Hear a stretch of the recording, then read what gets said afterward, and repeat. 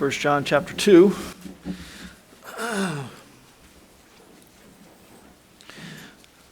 If you want good or bad news first, I don't think I'll be especially long today. We've got a thought that I think God wants us to talk about, and then I won't belabor it. You're not supposed to smile at that.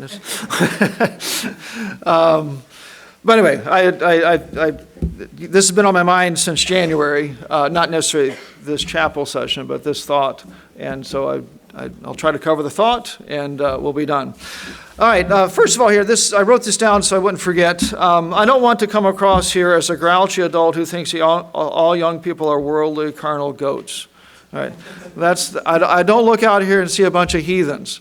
All right, maybe a few scattered in, but not all a bunch of heathens. But I do want to prod our thinking here. We're going to look at love not the world. And I don't know if I'll successfully bring you along with my thinking the way God's convicted me about this. But I want to prod us a little bit because the world is all around us and it's pounding on us. And I think we need to be proactive at keeping it out of our lives because it is pressuring us. And if we're just going along, it is going to affect us in a bad way. And so anyway, don't get out of this that I look around and think, wow, I'm the only Christian left in the entire world. You guys, probably are sacrificing cats on the backside of the dorm or something. I am not thinking that. But I can imagine there are some that should evaluate their thinking about the world and how it affects their life, just like I had to. All right, let me give you the way this started for me. Back in January, so think back to before President Biden came into office, and we had the assault on the Capitol with no guns. But anyway, we had the assault on the Capitol, and then YouTube and Facebook and other places started being more openly blatant with their banning of Trump and conservatives, and then it was anybody who spoke out against transgender things. Anyway, I just got sick of it, and I just cold turkey said, I'm done with YouTube. I'm not going back. I already was done with Facebook, so that wasn't an issue. But why am I going to go support this place that hates all the values that I believe in? Now, I'm not trying to condemn people that go to YouTube, but this is my thinking. So I just stopped cold turkey. I had been following some YouTube channels. They were, sorry girls, you might not like, woodworking channels. Some guys building houses. It was really fascinating. At each phase they would talk about the different difficulties to overcome. Engineering. Me and Emily enjoyed some of those together. She's as weird as me, I think, maybe. Fascinating topics like the importance of adequately designing storm sewer systems. That's really, anyway. So it was some YouTube channels. I was watching something bad, but I very frequently, as I went to bed at night, I would watch a couple of things that had been posted that day, 15, 20 minutes of what these guys are posting. And I found myself through the day thinking, I wonder what's happening with that house, or what facet of engineering is that guy going to talk about next. I should also throw there's a couple of gun channels too that I had to follow those. Amen. So it wasn't like I was doing something bad. It was the clean stuff from the world. But it was very routinely my the end of the day thing. While I'm winding down, I would watch a couple of those videos, whatever had been posted, and then go to sleep. All right, so I stopped cold turkey. I said, why am I going to go back to this place that hates everything I believe in the Bible stands for? And the first week or so is, I get to 9 o'clock at night and think, all right, what do I do? Or maybe 10, maybe not going to bed at 9. But, I'm heading to bed and there's nothing I can't watch anything. So I found myself having to go back to reading a book, all right, which is actually an improvement. Read my Bible sometimes. And after about a week, I stopped thinking about or wondering what's happening with that certain construction project, or that stuff started to leave my mind. And I would read a history book or other things at night. And I was pleasantly surprised at the change in me. Not having that constant influence of clean stuff, but still from the world, bombarding me every day. And that's what got me heading down this road here of how easy it is to let the world just creep into our lives and affect us, and us not, if we're careful, be especially aware of it. So let's pray, and then we can look in 1 John to get us started. So, Lord, we ask that you'd help us as we think about the world and the influence it has on us, and how we're not supposed to love it or be friends with it or even be touched by it. Lord, help us to honestly evaluate our lives and be vigilant, because the devil is trying to slide the world into our thinking and our actions in any way that he possibly can. Lord, we do thank you for your word and the warnings it gives to us. Help us to take heed to those today. In Jesus' name I pray. Amen. All right, so let's read 1 John 2, 15 through 17, a classic passage here about loving not the world. It starts with that phrase. Love not the world, neither the things that are in the world. If any man love the world, the love of the Father is not in him. For all that is in the world, the lust of the flesh, the lust of the eyes, and the pride of life, is not of the Father, but is of the world. And the world passeth away, and the lust thereof. But he that doeth the will of God abideth forever. All right, so here very clear. We're told not to love the world. And not incorrectly. So often we look at the lust of the eyes and the pride of life and the lust of the flesh, and we think about the sin in the world, which I think is fair. But really the world there is, the thought is just an orderly arrangement. All right. The same word is used in 1 Peter 3:3, where it's talking about a wife. It says, whose adorning, let it be the outward adorning. It's just, the adorning is the same word. The arrangement of her clothing. So this idea of the world, it's just this orderly arrangement of the world around us. We're not supposed to love it. It is not explicitly here saying, just don't love the sin. We shouldn't love the world. This orderly arrangement that we're stuck living in, but we should not love it. So it includes all kinds of things. The YouTube channels I was talking about, I shouldn't love those. Those shouldn't dominate my thinking. I shouldn't go through the day hoping, maybe there's a new one posted tonight. Sports. I've become more and more disillusioned with sports. I know there was a big game last night, and I actually have no idea who won. Was it the good or the bad team? Bad. I don't know. But sports aren't wrong, right? But if that's the thing that dominates our thinking, again, I'm not saying it was wrong if you watch the game. I enjoy watching sports every now and then. But if that's the thing that your focus is on, that's part of the world. That shouldn't be what we love. Maybe someone here, it's cars. Where's Alec?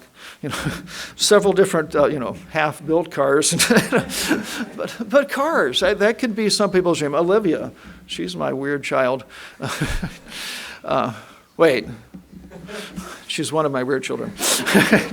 But we'll be driving down the road and just say, Tesla's a big one. There's a Tesla. Or there's a so-and-such. Or she's got her favorite car, the one she dreams of having. Okay, now she's 6th grade. I'm not too worried about it. But cars could be something we love. I mean, cars are needed. They're useful. All right. But I shouldn't love my car. It's a piece of metal and plastic. It's something from the world. Entertainment. We shouldn't love it. Even the clean stuff. Right? It's easy to fall into the trap of saying, well, I don't love the world. I don't love the bad stuff. I enjoy some of the clean stuff. But really the whole thought is the world. I'm not supposed to like it. So even the stuff that we say is clean, that's what we shouldn't, our focus should not be on that. Social media. How much time do we think about social media and the likes and the dislikes or following certain people? Instagram. I'm sorry. Most of you know I'm still blessed to have a dumb phone. All right. So I at least don't have that temptation. But whatever the social media things are, is that something that you're hoping that certain things are posted so you can see what's happening in someone else's world or make-believe world that they post online? Or you're looking at your posts hoping certain people liked it, or what comments were made about how great you looked in that picture? And it's not wrong to post stuff on Facebook, but it is wrong to love it. All right? So the danger here that I was seeing is that it's easy to think about the world and say, well, of course, I don't love drinking, and I don't like bad movies, and so I'm fine. I don't love the sin in the world. But really, it's just that orderly arrangement. I shouldn't like any of it.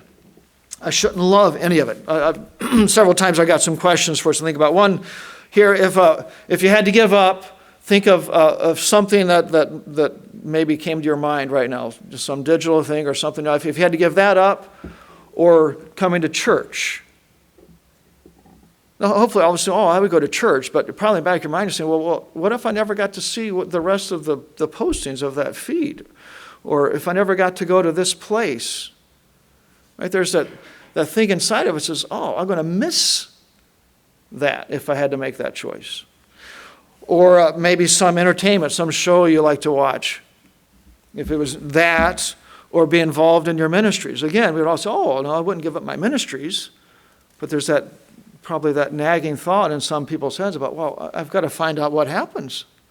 It's like they watch their Sunday school teachers tell half the story each week and leave it at that critical moment where you're on your edge of your seat. And I've got to find out what happens. Right? Again, it's fine if it's clean, but if that's the thing that's consuming us, the thing that we're thinking about, the thing that if we're thinking about giving up something, it's like, that would be hard. Then we're starting to love those things.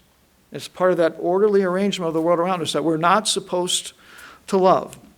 All right, so this is a classic passage on this. If this is where the Bible stopped, we could kind of play this mental game of, I don't love the world. I might, enjoy it and like some of it, but I don't love it, so I'm fine.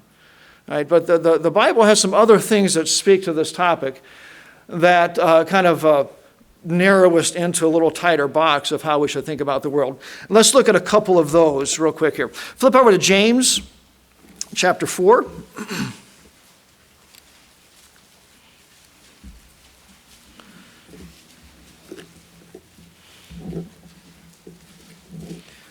James chapter 4. Ye adulteresses and adulterers and adulteresses, know ye not that the friendship of the world is enmity with God? So we go from love to just friendship, a little tighter, and it's animosity, hostility towards God. That part of the world that you're friendly with, that is hostile towards God. I don't like. That's not a comfortable place for me to be in. Right? I can't say that I've not been there, but that should be a little bit uncomfortable. That my actions are hostile towards God. So here we had to narrow down to friendship with the world is actual hostility towards God. James chapter 1, verse 27 says, pure religion and undefiled before God and the Father. So here, pure religion and undefiled, to visit the fatherless and the widows in their affliction, and to keep himself unspotted from the world. All right, so a little bit tighter description there. That should be our thought. Unspotted. I don't want the world to affect the way I think, the way I dress, the things I like, what I want to do. I want to be unspotted from the world. And that's pure religion. That's undefiled. That's what we should open for. So again, it's easy to fall back. So I don't love the world. I just kind of like it. But God really narrows things down a little bit more about how we should hold off the world and not let it affect us. Let's look at a couple other passages here. Go to Romans chapter 12. A lot of these are very familiar to us. But here we get more than just don't let the world affect you. We get something we're supposed to be proactive with. Romans 12, verse 1 says, I beseech you, therefore, brethren, by the mercies of God, that ye present your bodies a living sacrifice, wholly acceptable unto God, which is your reasonable service. And be not conformed to this world. So we've talked about that. Don't let that world dictate to you how you're going to act and think and live. But be transformed by the renewing of your mind, that you may prove what is that good and acceptable and perfect will of God. So it's, don't let the world affect you. Do let God transform your life. And that's, it's going to be a lifelong fight of keeping the world out of our life and letting God be the dominant controlling factor that affects every part of life that transforms it from what it was before we were saved. Galatians 6, verse 14 says this, but God forbid that I should glory save in the cross of our Lord Jesus Christ, by whom the world is crucified unto me, and I unto the world. All right, so again, it's not just that anything short of loving the world is okay. No, God's saying, no, it's crucified. It's dead to me. There's no life there. I walk up to it, and it's just this corpse laying on the ground. That's what the world should be to us. Right? We got to hold the world off in that sense and let God transform us. Right? And it's a lifelong fight. At least it has been for me. Maybe some of you are better than me, but it's a lifelong fight for me to keep the world out and let God be the thing that transforms me. All right, let's look at one more passage in this vein of thinking. Go back to 1 Samuel.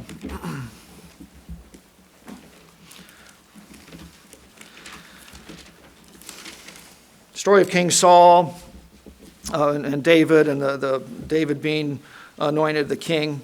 1 Samuel 16, verse 7.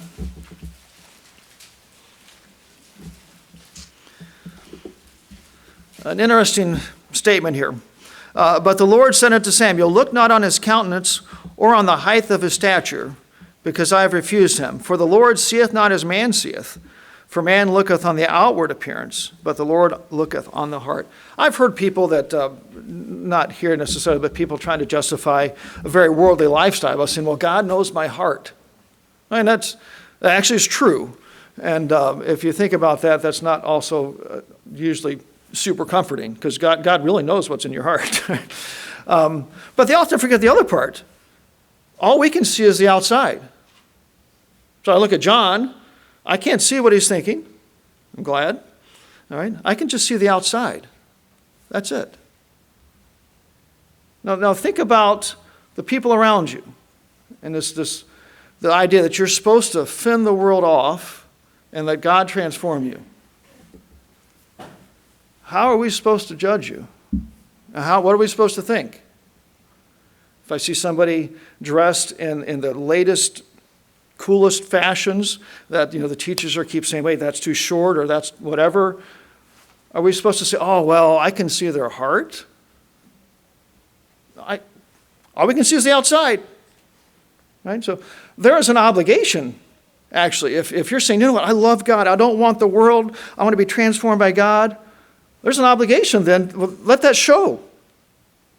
Do you want your fellow classmates thinking you're the carnal goat in the school? Do you want the kids on Sunday morning to say, wow, Mr. So-and-so, he's hip. I don't want my bus kids thinking that. I know you're thinking you're safe, all right? But I don't want my bus kids thinking I'm chasing after the latest fashions and styles, and I want to be up on all the lingo about the certain TV shows and movies. I don't want them thinking that. But all they have to judge is the outside. If I show up, in fact, I use this example in my junior church sometimes. If I showed up in my class dressed up like a basketball player, should I get mad if somebody asked me about basketball? No, you're dressed up like you're a basketball player. What do you expect us to think? Right? So what do we expect people to think if we dress, act, and talk, and behave in a worldly fashion? What are we supposed to think? All we can see is the outside. Right? And we have an obligation to our fellow classmates, to our teachers, to our bus kids, to the people in the community, to make sure they realize that I'm going to let God transform me. I'm not following the world. I'm letting God transform me. Right? We have an obligation. Let me look here what I'm forgetting. It's not just enough to look like the world on the inside. I have to make it show on the outside. Now, one other comment here. It's a real danger of being a complete Pharisee. I mean, you can dress up in the most unworldly way possible and be a completely heathen inside. All right, the Pharisees succeeded at that. So don't think, well, I haven't gotten in trouble for my haircut yet. I must be a good Christian. No, you could also be just as bad. But going back to the original laws, all we have is the outside to judge on. And there's an obligation, if you really are wanting to let God be the transforming factor in your life, you've got to let it show. We can't get inside of your head and know what's going on. All we can judge is the outside. All right, before we look at a couple of examples, I also thought, we're talking about not loving the world. I thought, well, what does God tell us to love? And this is just more, I made a quick list that I thought was interesting. God tells us to love him. God tells us to love the Bible. God tells us to love our neighbors. That's the first and second commandment that God gave us. Love God, love your neighbor.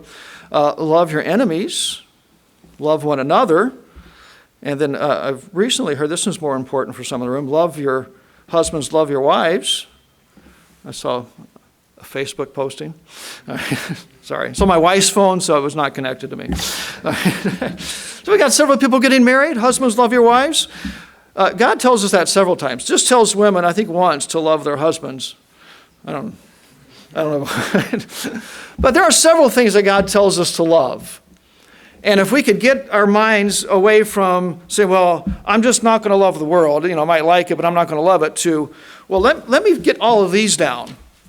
Let me love God. Let me love God's word. Let me love my neighbor. Let me love my enemies. Let me love everyone in the room. If you get all that down and there's still some room to love the world, well, that won't happen. All right? If we focus on the things we're supposed to be loving, that world all of a sudden takes a whole lot less significance to us. All right, I try to think of some examples of these. And here's where I really don't want you to think I'm this old grouchy man that thinks you're a heathen. But we're in the world, and these are examples in the world today. The first of those, not the world today. In high school, well, actually, it'd been more junior high. Anybody know what a hacky sack is? This is my hacky sack. All right. This morning, I went to go find it, and it was in Olivia's closet amongst all of her toys. I mean, it's like, this is part of my childhood. All right. But anyway, in 6th, 7th, 8th grade, this was the big thing at our school. You juggle it like a ball. And, we justify it all the time we spend on that. It helps us with our soccer skills or whatever. But the point is, that was the cool thing in the world. You went to stores, and there were hacky sacks and books about how to play hacky sacks and all kinds of strategies and different things. I didn't get wanting to play hacky sack from my youth pastor. All right? I got it from the world. Again, it wasn't sinful, but the current world fad became something I was interested in. Again, I'm not trying to, I think you understand the point. The point is that influence was there. And as an 8th grader, I wasn't really thinking about, the influence of the world, but that's where it came from. Another fad we had in high school, and this was hideous. Anybody know what a sock tie is? It's a knit tie with a square bottom. All right. I don't know, I was as dumb as some of you guys. But that was the cool tie to wear. So I wore sock ties. All right? I was not at that point actively saying, you know what, I'm going to try to be a heathen and live for the devil. But I could not blame my teachers for wondering, why is he following the world's fashion? Why would he? Not that it was wrong, it's sinful to wear a sock tie, but that was the cool fashion.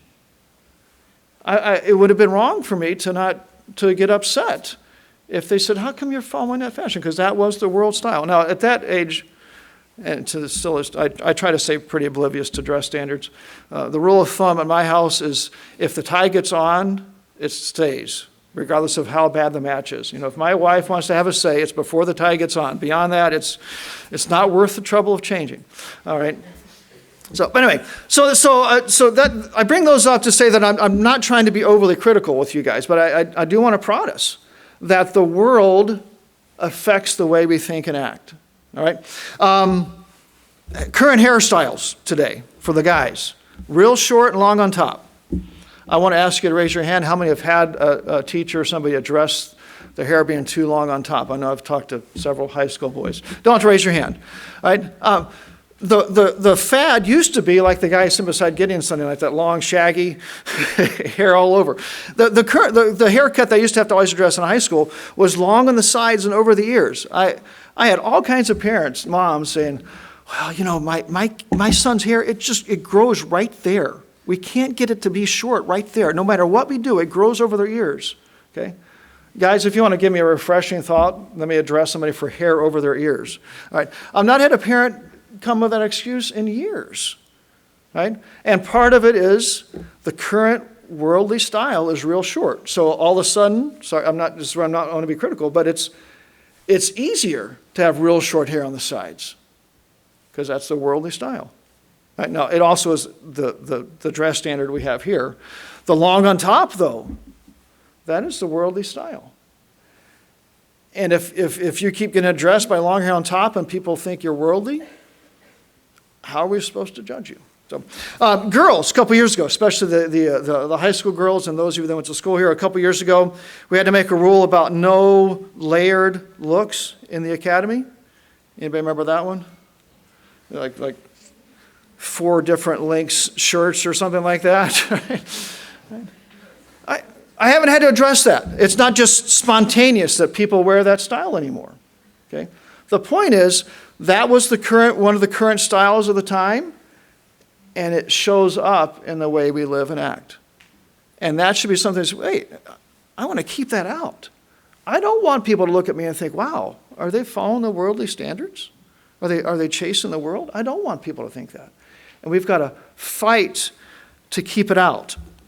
Something I'm not nearly as familiar with, but social media, I'm sure there's some things there we could think about. If your whole purpose is to see how many likes you can get.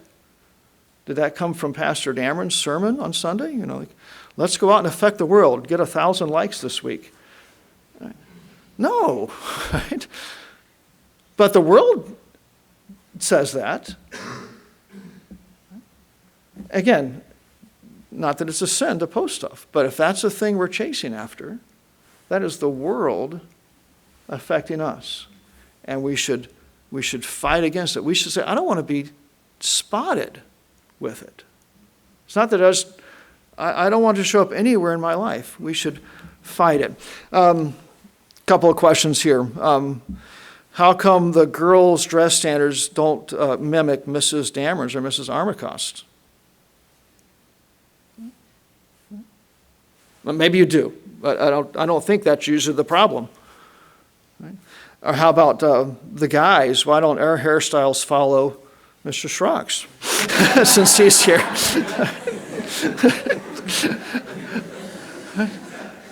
We really don't want you to go around copying our dress and style and say, oh, I'm going to have a cool haircut like so-and-so, or one of the teachers. But just think, why don't we chase after the way Pastor Dameron dresses? But we do chase after, whether we want to admit or not, the way a movie star or some actor or some YouTuber dresses. We do let that affect us. Right? And we've got to be vigilant. That world is going to creep in and affect us. All right, let me finish up with an example here. I was trying to think of a good illustration of this. So the Brooklyn Bridge, here I get to combine engineering and history. It's the same story. How can it get better? It was completed in 1883 after almost 14 years of construction, spanned 1,600 feet. All that's not needed. The foundations of this thing are in the middle of the river. One spot about 45 feet down, the other spot about 76 feet down. To build the foundations, they had to dig down through the mud to get to the solid bedrock. So they built these things called caissons. There's similar ideas still used today. Mr. Dennis will talk about caissons. All right, so what they did is they made a box. What was the dimensions? 162 feet by 102 feet by about 14 feet tall. They made this really solid wooden box that was watertight with no bottom. And they sunk that thing to the bottom of the river at the spot where the foundation was supposed to be and filled it up with pressurized air to drive all the water out. And then the lucky crews got to go down there and dig out all that mud and muck. They averaged about 18 inches a day until they got down to solid bedrock, something hard enough to hold up the entire tower. So if you're familiar with the Brooklyn Bridge, there's 2 main towers that hold everything up. Underneath both of those, they sunk one of these caissons, and crews work down there, getting it out. Now, this is the late 1800s, so they're gas lighting. It was not the healthiest work environment. One of them had a fire at one point. They ended up just letting the water back in to put the fire out. But it had been an interesting working environment. They fought the bends. They didn't know what it was at that point. They called it caisson's disease for a while. And the one article I read said that the term bends came from the fact that the guys who experienced it would bend over in pain. And they were suffering the bends. It was from that. But either way, the caisson. It's underwater, filled with air to keep the water out. I think that's a pretty good picture of us in the world. We're the caisson. We're underwater. The world is pressuring and will come in at any point that we would possibly open it up to. And it's only the constant supply of that pressurized air that keeps the water out. Can anybody think what the pressurized air could represent? The Bible. Right? At any moment, we start drifting from the Bible. The pressure goes down, the water seeps in. I don't do this often, but you can try to imagine being the worker in that caisson. I'm sure it was smoky and poorly lit. But if you're down there working and all of a sudden you realize there's water up to your knee, I don't think I would say, oh, well, it's just to my knee. There's still a lot of air down here. I'm fine. No, I would start to get worried. Right? But I think sometimes spiritually, we're in that caisson and the water's up to our knee, and we're saying, well, it's just up to my knee, just a little bit. And God's saying, no, you've got to drive that out. And it takes that constant effort, that constant supply of the Holy Spirit and the Bible to keep us pressurized, to keep the world out. That's my fear, that we don't do that. So think about you. How has the world affected you? Are you keeping it out? Or have you kind of let your guard down and your caisson's filling up with water? I guess to finish the story, once the foundation was dug to the depth, they just filled the entire cavity of the caisson and all with concrete. So if you're a scuba diver, maybe we can go down and see the remnants of it someday. But that became the foundation. They filled that whole box with concrete. So, all right, let me finish just with two questions. Are you letting the world creep into your life? And then secondly, are you sending the wrong message to those around you? Let's go ahead and have our heads bowed and eyes closed.